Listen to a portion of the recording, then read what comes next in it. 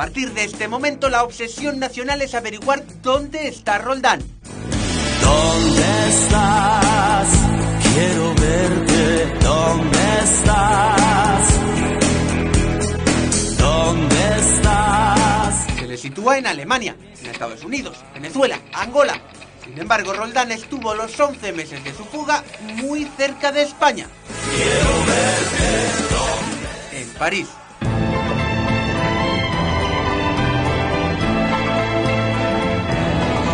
Yo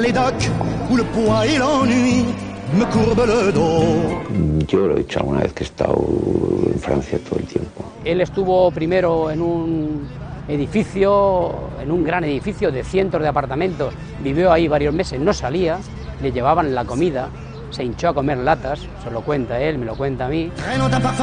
Manuel Cerdán ha entrevistado en varias ocasiones a Roldán. La primera se publicó a los 4 días de su fuga. La policía era incapaz de localizarle, pero su compañero Antonio Rubio y él lo consiguieron en esta entrevista para El Mundo. En ella Roldán amenaza con tirar de la mano. Fue contando fase por fase cómo llegaba el dinero, cómo se repartía, quién lo repartía, de qué forma se repartía y todos los que de alguna forma se aprovechaban de ello. Según cuentan los periodistas, cuando el recién nombrado ministro del Interior, Juan Alberto Belloc, lee la entrevista, intenta comprarles para que le digan dónde está Roldán. Don Juan Alberto Belloc me mandó a un íntimo amigo suyo y mío para intentar convencerme de que le dijera dónde, cuándo y cómo habíamos visto a Luis Roldán. Me ofreció 12 millones de pesetas. Había que detener a Roldán. Felipe González tenía una obsesión que era cógelo, cógelo, cógelo. La fuga de Roldán se convierte en una cuestión de Estado. El gobierno de Felipe González necesitaba que Luis Roldán volviera, que diera la cara y que contara todo. Y de alguna forma cubrirse políticamente el partido de que, bueno, pues este monstruo político que tenían, que nos ha hundido, pues por lo menos ha regresado, lo hemos traído, lo hemos capturado y está en la cárcel y va a ser juzgado y condenado. Pero si el ministro quiere cazar a Roldán, tiene que negociar con otro hombre. Francisco Paesa, el espía que se encargó de esconderlo.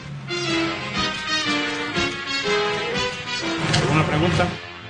Paesa ha tenido muchos nombres distintos, como Francisco Sevilla, o Francisco de Asís, Francisco Pando Sánchez o Paesa Abad. En su currículum, multitud de aventuras.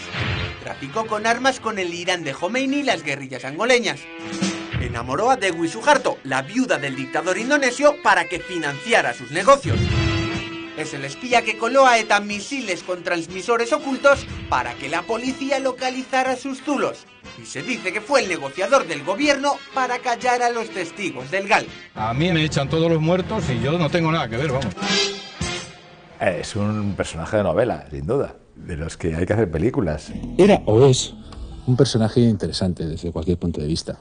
Un hombre que ha tenido una vida muy agitada, muy complicada. Un hombre de los servicios secretos españoles, especialista en estar en asuntos turbios.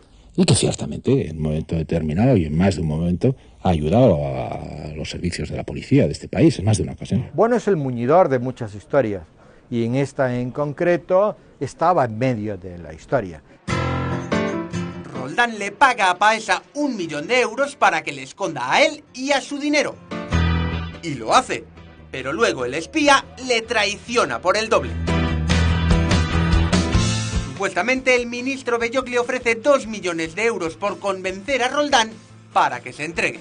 Paesa necesita convencer a Roldán que se entregue con el engaño de que lo va a llevar a un país lejano, extraño. Van supuestamente a vender que han pasado por Laos, donde la mayoría de los delitos que le van a acusar aquí en España no existen. Porque el convenio de extradición con Laos limitaba los delitos. Que de los 5 delitos se le van a quedar en 3, que de esos 3 en 2-3 años va a estar en la calle y ya está. Y el ministro del Interior estaba de acuerdo a que hubiera aquella entrega limitada.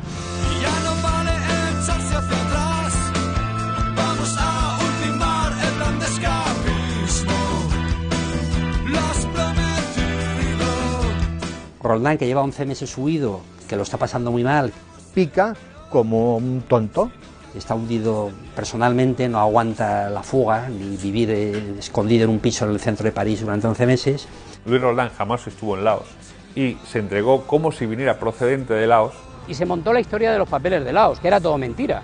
Unos documentos, los famosos papeles de Laos. Falsifica una serie de documentos a través de la embajada de Laos. Yo estuve en París, en el consulado de Laos y en la embajada, y nunca había estado Paesa allí. Falsificó en una tienda de copista de París todos los documentos. A Belloc le contaba una historia que le encantaba a Belloc y a Roldán le contaba otra.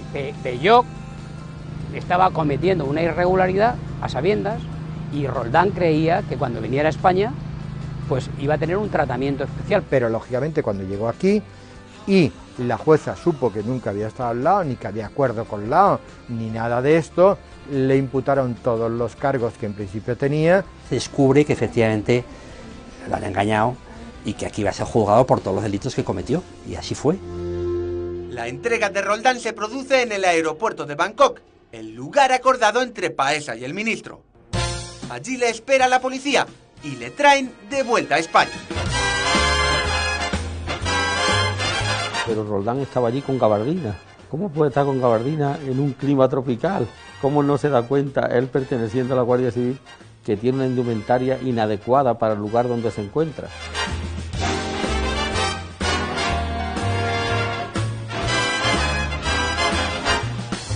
Fletaron un avión privado, se gastaron una pasta. El propio Roldán me contaba a mí, dice, aquello lo pagaba él con su dinero. Y veía allí a todos con un catering de superlujo en el avión, comiendo langosta, bebiendo champán francés, y decía, joder, eso todo a mi costa, ¿no? Sin embargo, los españoles no sabrán la verdad de cómo ha sido capturado. La versión oficial del ministro no cuenta nada de Paesa. Lo vende todo como una operación policial. Reitero, pues, con absoluta firmeza que no ha existido ningún pacto del gobierno con el señor Roldán. Esta versión dura poco. La prensa y las autoridades de Laos desmontan lo dicho por el ministro. Todos los documentos reconocidos en el extranjero han sido falsificados.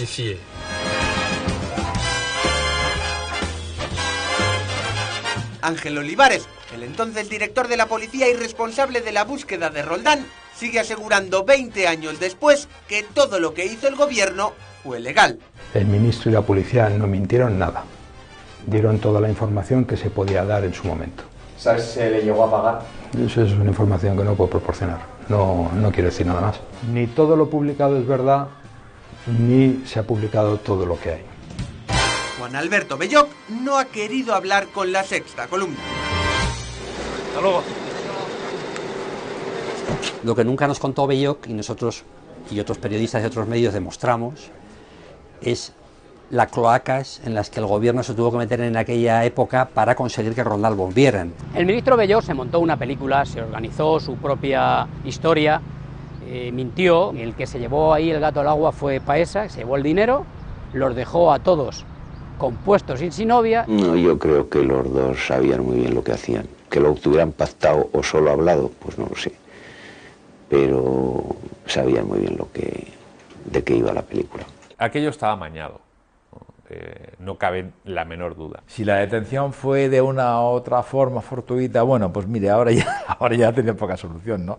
Pero sí es confuso todo eso, sí. Lo cierto es que el ministro del Interior cumplió con su deber, lo detuvo y lo puso a disposición judicial, lo cual demuestra que el gobierno ni siquiera facilitó la huida ni tuvo descanso hasta que no fue detenido.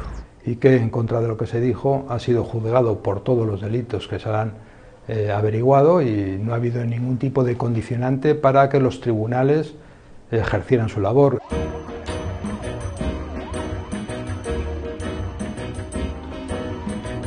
Al final Roldán fue acusado de todos los delitos. No hubo componendas. Fue condenado a 31 años de cárcel. De los 20 años que podía estar en prisión como máximo, cumplió 15, las 3/4 partes. De la anterior generación de corruptos, es el que más tiempo ha estado en la cárcel.